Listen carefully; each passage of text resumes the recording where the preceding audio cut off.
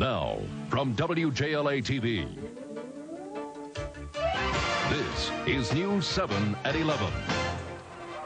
A Northwest D.C. 2-year-old remains in critical condition tonight after a fall from her 4-story bedroom window. And can a movie inspire violence? Prince George's County Police say the film Menace to Society may have been a factor in the murder of a restaurant owner. Good evening, everyone. I'm Paul Berry. And I'm Kathleen Matthews. Thanks for joining us tonight. Our top story, the continuing fascination with Michael Jackson and his bride of 1 year, Lisa Marie Presley. After 2 years of personal turmoil and relentless rumors, the King of Pop was finally ready to clear the air on a number of issues tonight on Primetime Live, including the allegations of child sexual abuse at his Neverland Ranch that threatened to send his career into ruin. There's not going to be more of these sleepovers in which people have to wonder. Nobody wonders. It's all moral and it's all pure. I don't even think that way. It's not what's in my heart. So you'll do it again? Ever. Do what again? I mean, you'll have a child sleeping over. Of course. They want. Yes. It's on the level of purity and love and just innocence, complete innocence. If you're talking about sex, and that's... His wife, Lisa Marie, was also indignant that people would think her husband would do anything illegal or harmful to children. Well, what do Jackson fans think about tonight's revelations? What do they think? Here's a sampling from Alexandria.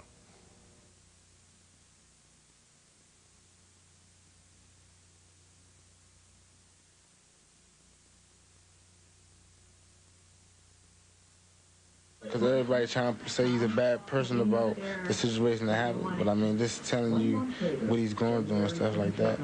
So, you know, the stuff that people don't really hear about. I've been a Michael Jackson fan for a very long time. He's just fascinating.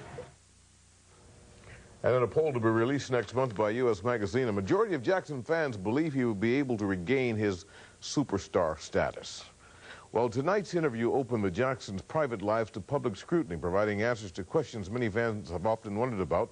But who is Lisa Marie Presley? News 7's Laurie Stokes traveled to Memphis, where the legend of Elvis Presley began, and why some fans profess to still be all shook up over the Jackson-Presley union. 3 to get ready, now go, can't go. A year ago, the world was shocked as the king of rock and roll's daughter, Lisa Marie, married the king of pop, Michael Jackson. I think it's a big joke, to be honest with you. I really do. Well, if that's what they want, it's their thing, and let them do it. To put it all in perspective, you have to travel to Memphis, where Elvis Presley strolled into the legendary Sun studio, cut a record, and became a star. Me down, step in my face. Born in Tupelo, Mississippi in 1935, a poor country boy who could strum a guitar and sounded like no one else. When he died at 42 years old, he was already a legend. I want you, I need you, and I love you. One of millions who come to Elvis's mansion, Graceland. The legend lives right outside the mansion. Written on this stone wall are terms of endearment like Elvis, we love you, and Elvis rules. I just loved Elvis. I couldn't even go into the meditation garden without breaking down.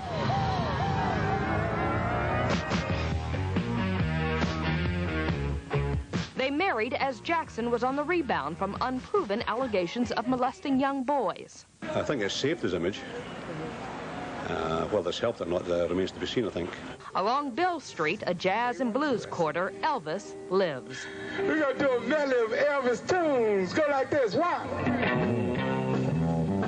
When she started to get 4 and 5 years old, you know, she would call him Elvis, and he said, "Don't call me Elvis, call me Daddy." And Elvis's buddy, George Klein, a popular Memphis DJ. I told Elvis, he came downstairs one night, and I said, "Hey, Elvis," he said, I just asked Lisa if she wanted some candy. You know what she said? He said, "What'd you say?" I said, she said, yeah, yeah.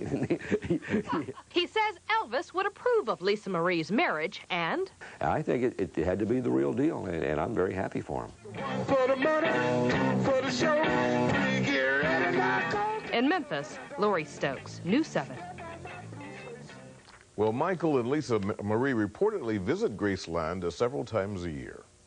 Well, in other news tonight, a guilty verdict for one of 3 men accused in a deadly robbery, a shooting that may have been inspired by a movie. 17-year-old Jason Tarrant Chase was not the gunman, but a Prince George's County jury ruled that he's still guilty in the murder of a restaurant owner. Chase and the other suspects say they watched the movie Menace to Society just before the shooting. The other 2 suspects will be tried at a later date. Well, have the executives of Time Warner sold their souls? Senator Bob Dole says that's exactly what they did by producing violent movies and rap music that assault the social fabric of this nation. For 2 weeks, Time Warner executives ducked the issue, but tonight News 7's Chip Reed caught up with them at the Washington premiere of the new Batman movie. According to Senator Bob Dole, Hollywood is producing nightmares of depravity. That we must hold Hollywood and the entire entertainment industry accountable for putting profit ahead of common decency. Dole singled out Time Warner as the worst offender for producing movies like Natural Born Killers. In recent weeks, Time Warner's critics have called them everything from Slime Warner to America's leading cultural polluter.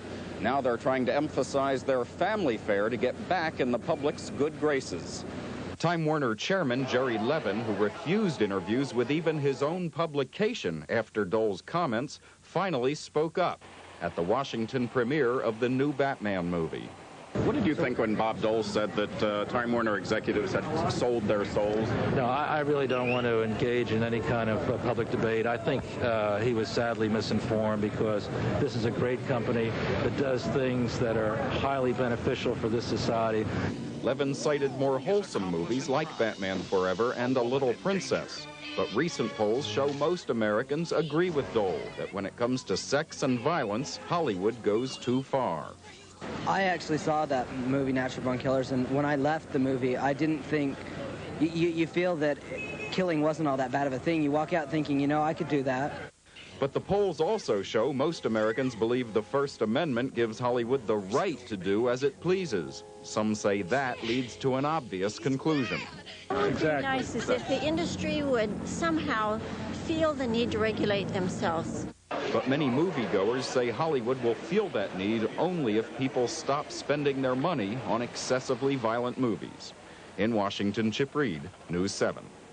Well, Time Warner Chairman Levin told Chip he has not spoken with Senator Dole since Dole chastised Hollywood, but Levin says he hopes to be able to start a dialogue with Senator Dole on this issue. And imagine a computer chip in your television set that lets you zap violent or other objectionable programs off the TV screen. Well, imagine no more. It's part of the telecommunications overhaul bill in front of the Senate. The amendment would require that new TV sets contain such a chip. The amendment's author estimates the chips could be installed for about $5 each. Rescued pilot Scott O'Grady wouldn't let aching feet stop him from keeping a promise. When News 7 continues, he leaves the hospital for Larry King Live, then back to the hospital again. We have that story coming up. Plus, House Speaker Newt Gingrich opens the lines of communication to the people of the district. That's coming up next. It's a frightening ordeal for any parent to discover that your toddler has fallen from a bedroom window, tumbling down 4 stories to the ground. Well, that's what happened late this afternoon in Northwest, and as News 7's Kathy Foster-Johnson reports, a 2-year-old girl struggles to survive after this unfortunate yet preventable accident. Says she was walking to her mailbox here in the 6,000 block of 13th Place when she saw a toddler fall from this 4-story window. And I heard something go boom, and I looked back, and it was the baby, and she hit the wall, and then she hit the ground. Her neighbor then ran to the rescue. And she blacked out about 2 or 3 times, and then we got ice and put it on there, and her eye and mouth just started gushing blood. According to police, the child's bed is located near the window. She apparently pushed out the screen and fell out. The Washington metro area has seen its share of accidents like this. In this case, fortunately, the child survived. Certainly she was fortunate.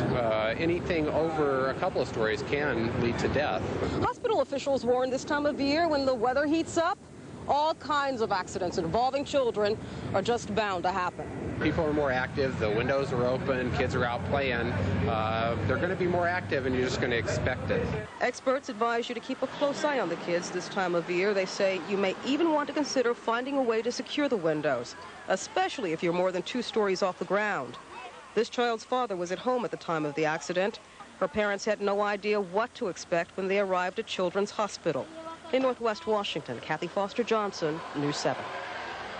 And doctors at Children's Hospital tell News 7 the 2-year-old is in critical condition after suffering a skull fracture in that fall. Well, if you live in the district, House Speaker Newt Gingrich wants to know what you think about D.C.'s future. Today, Mr. Gingrich heard from Mayor Barry and other city leaders on how to pull the district out of its financial mess. Both sides say the meeting had an air of cooperation. Mr. Gingrich says Congress has been moving too slowly in dealing with D.C. It became obvious to me that there was a grave danger the people of the district would think that they had no standing. I want to, frankly, spend this month and next month reversing that and getting across it. We want to participate. We want to listen. The Speaker says he'll slow down